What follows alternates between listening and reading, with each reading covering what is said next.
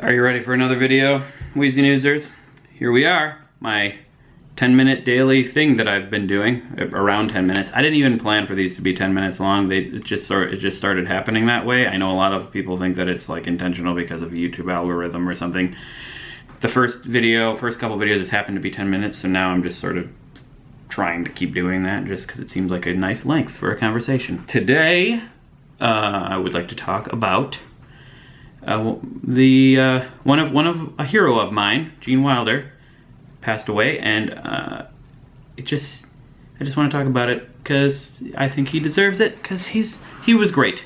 It seems like as I get older, more and more of my heroes are leaving us, which is, I guess, a part of getting older. Why was he great? He was hilarious. He had a brilliant way of delivering lines that, I don't know, it's just uniquely him. When he was on screen, everything felt like it was in control, like he was in control of everything, and it felt like he added class, an element of class to it. I don't know what it was. Maybe it's because of all of his work on Broadway, which, you know, just tends to feel like more of an actor's medium, and he brought that sort of gravitas to the screen, even though a lot of what he did was pretty silly.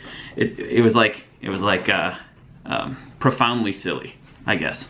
And I wanna list off some of the movies of his that are my faves, that are my favesies. I actually wrote a list of movies of his that I could remember that I saw him in, and I came up with 8, or yeah, I came up with 8. I actually wrote 10. 2 of them he wasn't in. I wasn't 100% sure.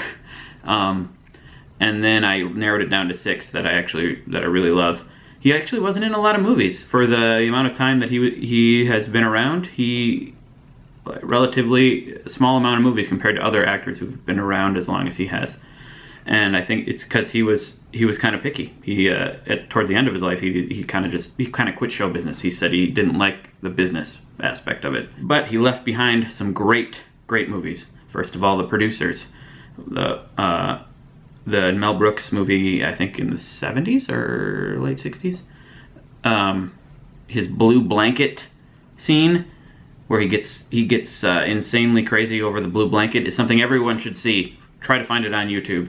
And he gets hysterical. He's like, I'm hysterical, and then someone throws water on him. He's like, I'm wet and I'm hysterical, and then they slap him. I'm in pain, I'm wet, and I'm hysterical. That kind of, I feel like I've made jokes just like that on Wheezy Waiter, and I think it's inspired by his performance in The Producers, which is a brilliant Mel Brooks movie. Another Mel Brooks movie, Young Frankenstein.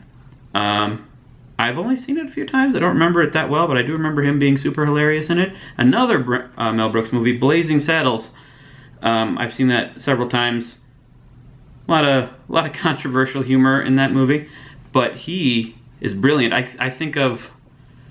love his performance in it because he's like a super gunslinger cowboy, but yet the most mellow, smiley, like laid back, lazy gunslinger.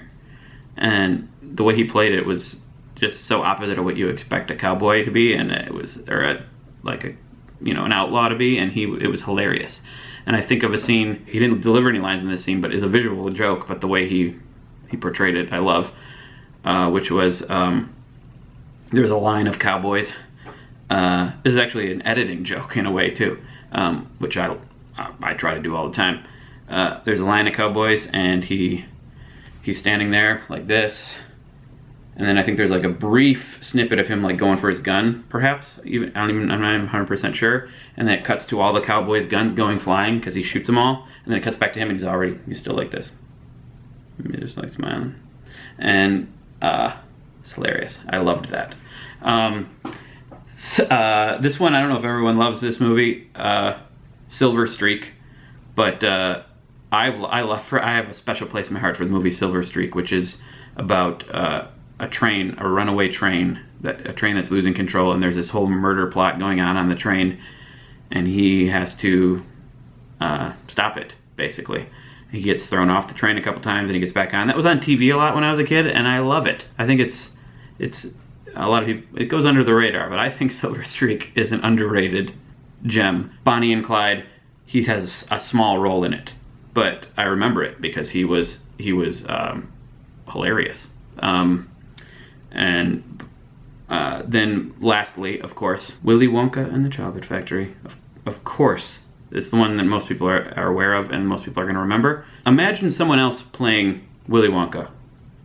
I mean, you can imagine Johnny Depp playing it because he played it in that terrible Tim Burton version. That's right. I didn't like that one. I kind of hated that movie. Not necessarily just because it's a remake of an old classic, but because that's a separate topic.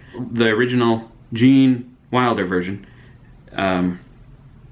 you can't imagine anyone else playing that. It would change the entire movie if someone else played Willy Wonka in that movie. There are many lines I think of that he does all the time in that. I might misquote them, but of course, like, there's so little to do in so much time, strike that, reverse it. Or, we are the music makers, and we are the dreamers of dreams. I love that. Right after he says the, I don't know, the strawberries taste like strawberries, the snozberries taste like snozberries, and then Veruca Salt's like, ever heard of a snozberry? And he leans over and whispers to her, we are the music makers, and we are the dreamers of dreams. I love that line, because it sort of justifies that you can do whatever the hell you want. Use your imagination, kid.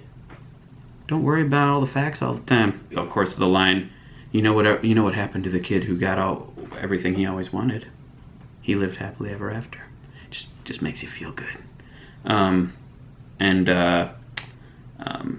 There's another one that I was thinking of. It was I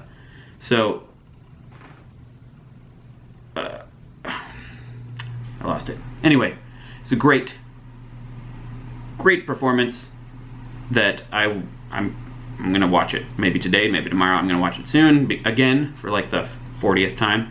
Maybe I'll skip the Cheer Up Charlie song because that's like the most boring part of the whole movie, and he's not in that. So, but if you have not seen the original Willy Wonka, watch it. Skip the Cheer Up Charlie song, and you're gonna love it. I think it holds up.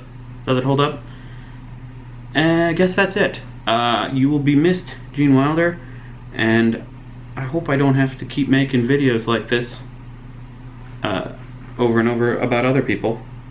Not that anyone's making me, but I feel like he's one of my heroes. He's one of the people who shaped the work that I do, and he'll be missed.